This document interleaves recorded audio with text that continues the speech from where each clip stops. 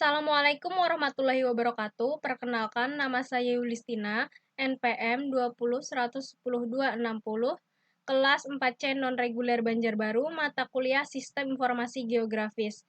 Di sini saya akan mempresentasikan jurnal aplikasi teknologi remote sensing, satelit, dan sistem informasi geografis untuk memetakan klorofil A fitoplankton.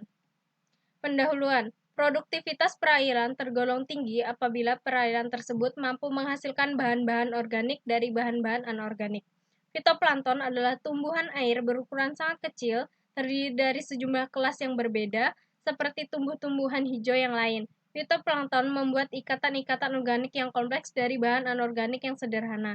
Dengan kata lain, klorofil merupakan parameter yang dapat digunakan untuk mengetahui kesuburan perairan laut.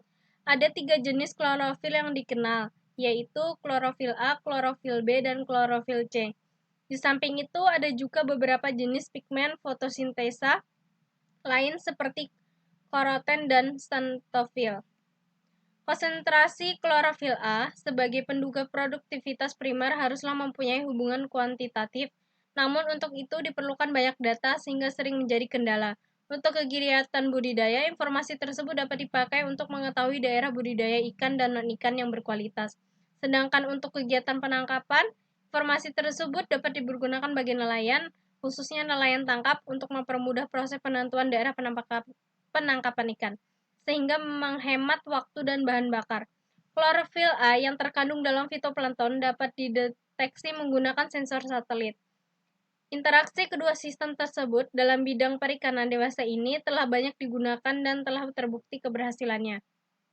SIG didefinisikan sebagai suatu kesatuan formal yang terdiri dari berbagai sumber daya fisik dan logika yang berhubungan dengan objek-objek yang terdapat di permukaan bumi. Pembahasan penginderaan jauh. Penginderaan jarak jauh atau yang sering disingkat sebagai inderaja remote sensing telah dikembang pesatkan di Indonesia, sehingga untuk inderaja didefinisikan sebagai suatu metode atau teknik pengamatan atau pengukuran suatu objek atau fenomena dengan menggunakan alat tanpa kontak langsung dengan objek atau fenomena yang diamati. Penerapan metode ini dilakukan pada berbagai bidang ilmu termasuk perikanan dan kelautan. Inderaja di kelautan terbukti membantu berbagai penelitian kelautan dan dinamika sumber daya alam yang tergandung di dalamnya. Pada dasarnya, aplikasi inderaja untuk kelautan dapat dibedakan atas 3, yaitu untuk oseanografi fisika, sumber daya alam laut, dan pengamatan perlindungan wilayah pesisir. Parameter kelautan yang dapat dideteksi dipelajari dengan inderaja dari Susilo 1998 seperti berikut: parameter dan turunannya, daerah spektral. Berbagai jenis sensor satelit telah dikembangkan untuk mendeteksi berbagai parameter. Kelautan penting dari proses-proses kelautan baik fisik, kimia, dan biologis. Secara umum, inderaja warna air laut atau ocean color merupakan inderaja yang bermanfaat radiasi gelombang elektromagnetik yang dipantulkan dari bawah permukaan air laut. Radiasi pantulan ini mengandung informasi sifat optik biotik air laut yang diakibatkan oleh adanya bahan tersuspensi dan terlarut pada air laut. Pada umumnya, fitoplankton, bahan-bahan sedimen organik, dan hancurnya organisme laut menjadi bahan utama yang mempengaruhi ocean color. Sifat optik dan biotik objek merupakan sifat interaksi antara objek dan JEM. Interaksi objek dengan JEM dapat dibedakan atas 5 kategori, yaitu yang pertama, sifat penyerapan atau absorption, sifat pemecaran atau scattering, yang ketiga, sifat pemantulan atau reflection, yang keempat, sifat penerusan atau transmission, yang kelima, sifat pemancaran kembali atau emission. Sifat pemantulan merupakan sifat yang penting dalam inderaja warna air laut karena JEM yang dipantulkan inilah yang dideteksi oleh sensor satelit yang digunakan untuk mengukur sifat objek yang diteliti.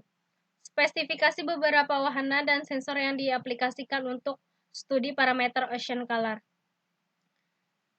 Seperti ini contohnya. Pada prinsipnya, sensor inderaja kelautan dapat dibedakan atas 6 golongan sesuai dengan fungsi dan daerah spektral yang digunakan, yaitu altimeter. Alat ini adalah radar, radio detection and ranging. Gelombang mikro yang dapat digunakan untuk mengukur jarak vertikal antara permukaan bumi dengan wahana antariksa, satelit atau pesawat terbang. Pengukuran ini dapat menghasilkan topografi dan kesesaran permukaan laut sehingga dapat menduga geoid laut, arus permukaan, dan ketinggian gelombang. Yang kedua, scattering-meter. Alat ini adalah radar gelombang mikro yang dapat mengukur kekasaran permukaan laut pada cakupan yang luas di sebelah kiri dan kanan wahana. Pengukuran dengan alat ini menghasilkan amplitudo gelombang pendek permukaan yang banding dengan angin permukaan, sehingga dapat menduga kecepatan angin yang bertiup pada permukaan laut. Yang ketiga, microwave scanner. Alat ini adalah radiometer yang mengukur intensitas radiasi yang dikeluarkan oleh laut pada panjang gelombang mikro. Pengukuran dengan alat ini dapat menghasilkan pendugaan kecepatan angin permukaan, uap air, tingkat hujan, suhu permukaan laut, SPL, dan penutup es di kutub. Yang keempat, synthetic aperture radar (SAR). Alat ini adalah radar gelombang mikro yang secara elektronik sintesa sebuah antena dan menghasilkan citra image beresolusi tinggi. Pengukuran alat ini dapat menghasilkan dugaan kondisi gelombang laut, gelombang bawah permukaan, internal wave, hujan, batas arus, dan lainnya. Pada perkembangan terakhir, alat ini juga dapat digunakan untuk mendeteksi gelombang ikan tuna yang berada pada permukaan laut. Yang kelima, color scanner. Alat ini adalah radiometer yang mengukur intensitas radiasi yang dipancarkan kembali oleh laut pada daerah spektral, sinar tampak, dan inframerah dekat. Pengukuran dengan menggunakan alat ini menghasilkan citra warna air laut yang dapat menduga kandungan klorofil A permukaan laut dan kandungan sedimen di kolom air laut permukaan.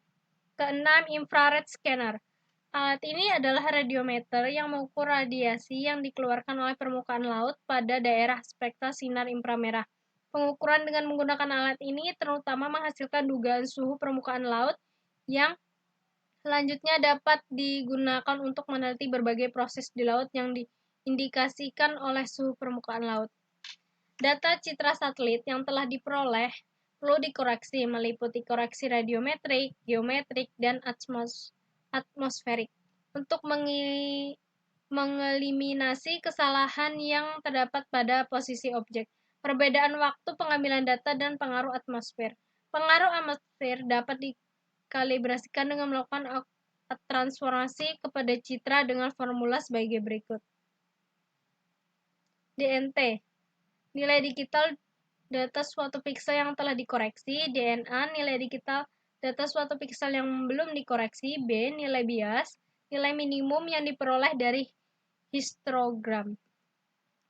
Selanjutnya, sistem informasi geografis. Berdasarkan definisi dan pengertiannya, sistem informasi geografis dapat diuraikan atas beberapa subsistem, yaitu data input, data output, data manajemen, serta data manipulasi dan analisis. Komponensik meliputi perangkat keras, perangkat lunak, data, serta informasi geografi dan manajemen. Sistem informasi geografi menghubungkan sekumpul unsur-unsur peta dengan atribut-atributnya di dalam satuan-satuan yang disebut layer. Suatu sungai, bangunan, jalan, laut, batas administrasi, perkebunan, dan hutan merupakan contoh-contoh dari layer. Operasi basis data mencakup membuat basis data baru, create database, menghapus basis data, drop base, membuat tabel basis data, create table, membuat tabel basis data, drop table, mengisi dan menyisipkan data record ke dalam tabel, insert, membaca dan mencari data, field atau record dari tabel basis data, update, edit, menghapus dan tabel basis data, delete, zip, pack, dan membuat indeks untuk setiap basis data. Sedangkan perluasan operasi basis data mencakup membaca dan menulis basis data dalam sistem basis data yang lain, export dan import. Dapat berkomunikasi dengan sistem basis data yang lain, dapat menggunakan bahasa basis data standar, struktur query language, dan operasi-operasi atau fungsi analisis yang lain yang sudah rutin digunakan di dalam sistem basis data. Fungsi analisis spasial terdiri atas yang pertama, klasifikasi, reklasifi. Fungsi ini mengklarifikasikan atau mengklarifikasikan kembali suatu data spesial atribut menjadi data spesial yang baru dengan menggunakan kriteria tertentu. Yang kedua, jaringan network. Fungsi ini untuk merujuk data spasial titik-titik, poin, atau garis-garis lain sebagai suatu jaringan yang tidak terpisahkan. Fungsi ini sering digunakan dalam bidang transportasi dan peneliti. Yang ketiga, overlay. Fungsi ini menghasilkan data spasial baru dari minimal 2 data spasial yang menjadi masukannya, misalnya untuk memperoleh wilayah-wilayah yang sesuai dengan area budidaya tanaman tertentu, misalnya padi, diperlukan data ketinggian pemukiman bumi, kadar air tanah, dan jenis tanah. Fungsi analisis spasial overlay akan diberlakukan pada ketiga data spasial atribut tersebut. Uraian subsistem, sistem informasi geografis seperti berikut gambarannya. Yang keempat, buffering. Fungsi ini akan menghasilkan data spasial yang berbentuk poligon atau zone dengan jarak tertentu dari data spasial yang menjadi masukannya. Yang kelima, analisis. Fungsi ini terdiri atas fungsi sub-sub yang berhubungan dengan presentasi data spasial dalam ruang 3 dimensi. Fungsi analisis spasial ini banyak menggunakan fungsi interpolasi. Yang keenam, pengolahan citra digital. Fungsi ini dimiliki oleh perangkat sistem informasi geografis yang berbasiskan raster. 7. Fungsi-fungsi analisis spasial lainnya yang umum dan rutin digunakan dalam sistem informasi geografis. Data spasial direpresentasikan dalam basis data sebagai raster dan vektor. Model data raster menempatkan dan menyimpan data spasial dengan menggunakan struktur matriks atau piksel-piksel yang membentuk grid. Setiap piksel atau sel memiliki atribut tersendiri, termasuk koordinat yang unik, pada sudut grid, pada pusat grid, atau pada tempat lainnya. Akurasi model data ini sangat bergantung pada resolusi atau ukuran piksel sel grid di permukaan bumi. Model data raster merupakan model data spasial yang paling sederhana. Model data vektor menampilkan penempatan dan menyimpan data spasial dengan menggunakan titik-titik, garis-garis atau kurva, atau poligon beserta atribut-atributnya.